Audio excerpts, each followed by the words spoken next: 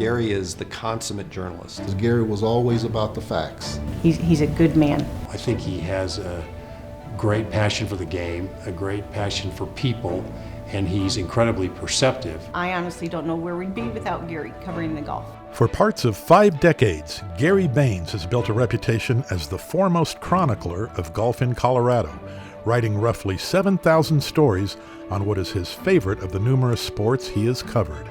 Growing up in Littleton, he first became interested in the game by watching his father, Clyde, and then by caddying at Columbine Country Club. And he played golf for quite a while, and then a bad back kind of kept him from playing for decades.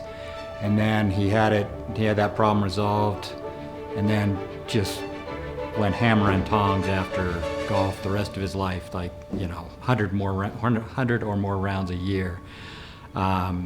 That just kind of opened my eyes as to, how people can be and just love the game and be addicted to it, basically. I probably started caddying at Columbine at 13, 14 years old. The Evans Scholarship I didn't even know about it at the time, but John Shield, who was the caddy master at Columbine, informed me about it. He was a Evans Scholar at the time, and 2 guys who are now in the Hall of Fame, Tony Nowitzki, the head professional, and Jack Summers, who was an assistant pro, both encouraged me to apply, and it was kind of a no-brainer, and it's kind of changed the course of my life, more or less. While at CU, Gary enjoyed the college life while getting a degree in journalism and working as caddy master at Columbine in the summer. During that time, he got the loop of his life, caddying for Jack Nicklaus during an exhibition at Pinehurst Country Club. That was kind of a dream come true for me when Tony Nowitzki, the head professional here, asked me if I wanted to do that, and I couldn't say yes quickly enough. He was, my favorite golfer, and so that was just fantastic to caddy for him at Columbine during that, at Pinehurst during that exhibition. And I can even forgive him for handing over 2 20s at the end of the day and saying, "Do you have $10 bill and change?" So I thought, Jack, if you're that hard up, I can come up with a $10 bill. But it was a great experience.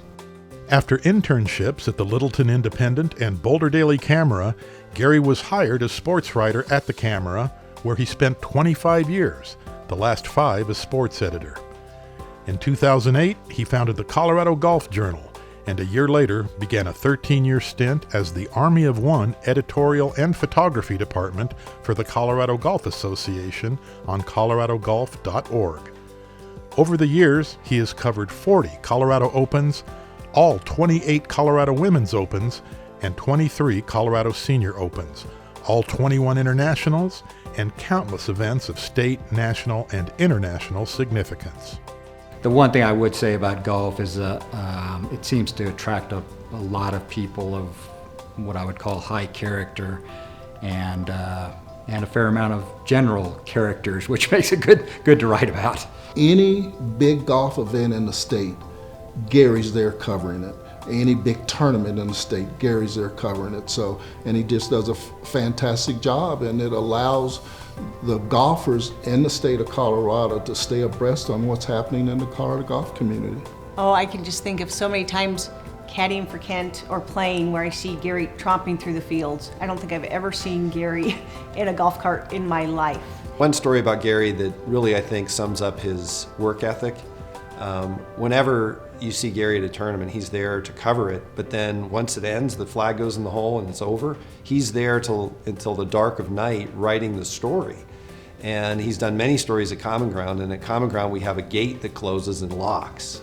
And I can't remember when it was, I think it might have been our Junior Ryder Cup. I get a call from Gary, and he's calling because he's locked in. He can't get out. That's Gary. He will write, he will put in the work it takes to do it up to his standards, which are very high. We've just been so fortunate in Colorado golf to have him. The more important thing I've always thought was, in almost every story, or at least on a consistent basis, to give people something that they haven't read or can't read somewhere else. You've kind of dug deep into, it could be a obscure statistic. It could be something about the day where, you know, the person was interacting with someone or whatever, but just give them something they haven't seen, because to me, one of the faults of journalism in general is probably repetition. You can go to, you know, watch TV and flip your channels and you're seeing the same story over and over. I've known him for over 30 years, and his attitude and his demeanor is always the same. I've never seen him, it's like almost like he's playing golf. I think the fact that he's probably hung out with golfers, too many golfers, because he's adopted their mentality where he's just even keel. He's never too excited and he's never down. So it's almost like he's making all pars out there. That steady approach has vaulted Gary to the top of the leaderboard.